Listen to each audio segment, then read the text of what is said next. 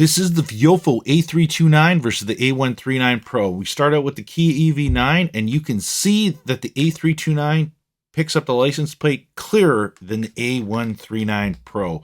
And as we keep traveling down here at night with HDR on, the Toyota Prius Prime, it picks it up cleaner with the A329.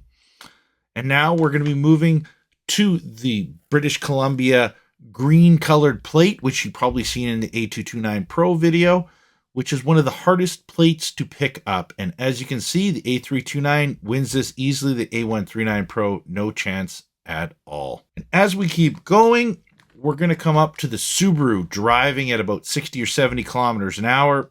And actually, the A139 Pro does a really good job. Actually, to be honest, it's kind of a throw in the air on who actually won that. And as we come up to the lights, you'll see that both dash cameras both pick up the license plate with no issue at all.